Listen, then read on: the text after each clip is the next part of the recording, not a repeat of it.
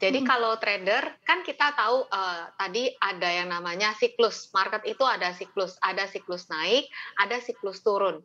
Nah ketika naik, kita tahu pasar saham lagi naik, kita boleh memperbesar posisi kita, Mhm. memperbesar, banyaknya kita trading itu boleh. Tapi begitu pas lagi turun, untuk kita menahan diri, lebih sedikit trading-nya atau memperkecil posisi trading, itu juga boleh. Bahkan menunggu, itu juga termasuk dalam trading. Mmm. Menunggu saat yang tepat untuk mulai membuka posisi, itu juga termasuk trading. Jadi trading bukan hanya beli atau jual, tapi menunggu peluang yang baik juga termasuk dalam trading. Seperti itu Oke. menurut saya. Kalau investor-investor baru kan biasanya masih nafsunya tuh tinggi banget gitu ya, kayaknya, setiap hari tuh ada aja yang mau dibelanjain. Mungkin dari pengalaman Mbak Linda sendiri kan udah bertahun-tahun, 10 tahun lebih kali ya Mbak Linda udah terjun di Iya. dunia pasar modal ini. Gimana sih caranya supaya kita bisa nahan diri tadi, kapan kita waktunya, untuk gencar gitu, trading-nya lebih sering, kapan kita harus menahan diri atau bahkan menunggu sampai berapa hari mungkin, supaya, kita nggak terlalu ikut-ikutan, volatilitas pasar gitu, seperti apa sih Mbak Linda? Jadi gini, di dalam, kita memilih saham, kayak tadi cycle juga ya, kita lihat Mhm. kalau memang pergerakan harganya, mengarah atau sedang membentuk, eee, kenaikan yang semakin tinggi, kita boleh tuh, ya, kita boleh untuk jor-joran deh, boleh berani. Tadi juga ada pertanyaan, berani HK atau enggak? Iya. Kalau memang marketnya, lagi uptrend, HK kalau memang kamu udah ada perhitungan, itu boleh dan saya pun melakukannya. Tapi dengan perhitungan ya, saya udah analisa dan ini lagi, kuncinya adalah uptrend, kamu boleh.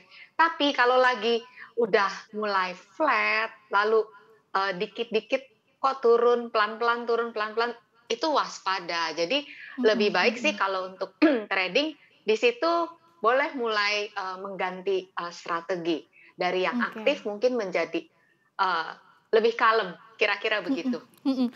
Itu balik lagi pengalaman sebetulnya ya yang ngajarin ya. Kalau misalnya Iya. masih baru, mungkin, tadi nafsunya lagi tinggi banget gitu, kemudian main HK aja, begitu pasarnya lagi downtrend, nanti dia kena sendiri batunya baru sadar biasanya kayak gitu ya Mbak Linda. Nah kalau tadi kan ada kata-kata perhitungan, sebelum kita ngapa-ngapain tuh harus ada Iya. perhitungannya. Yang masih baru-baru ini mungkin masih bingung juga, perhitungan yang dimaksud tuh yang kayak gimana Mbak Linda? Ya, ketika kita membuka posisi, kita harus siap, eee, ketika kita membuka posisi, kita harus siap menanggung yang namanya resiko. Bila harga berjalan tidak sesuai dengan analisa kita pasti kepinginnya naik gitu ya. Mhm Namun mhm. kalau misalnya di dalam kenyataannya, pergerakan harga tidak sesuai, kita harus siap untuk menanggung resiko.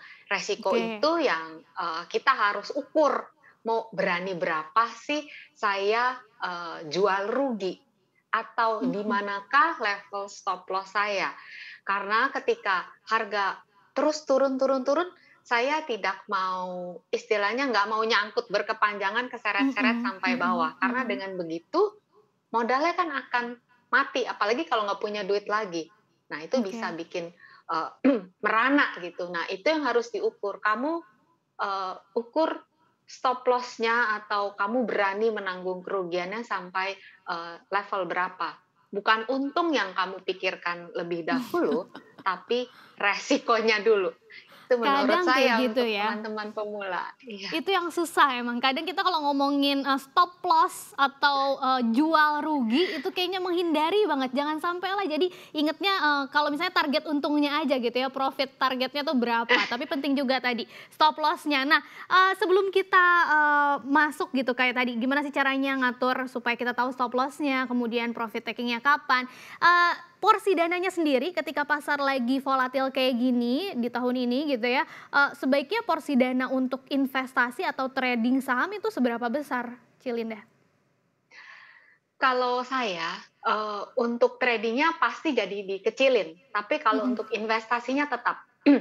Ya, Oke. jadi untuk investasi kan, udah ada satu dana sendiri yang akan disisihkan, setiap bulan. Jadi untuk investasi saya ada 2. Satu disisihkan setiap bulan, udah otomatis di tiap tanggal berapa akan beli saham apa aja gitu. Dan satu Mhm. lagi dana cadangan ketika nanti memang ada saham-saham yang sudah saya tunggu terdiskon besar, saya udah Mhm. siap untuk beli lagi gitu. Nah, untuk Mhm. yang trading sementara pasar lagi sedang volatile dan mengarah pelan-pelan turun, saya memperkecil posisinya. Uangnya tetap sama, tapi yang dipakai mungkin hanya 30% aja dari keseluruhan total posisi trading saya. Kalau itu Oke. Jangan lupa untuk menginstal aplikasi CNBC Indonesia yang tersedia di App Store dan Play Store untuk terus mengikuti perkembangan berita ekonomi dan bisnis terkini.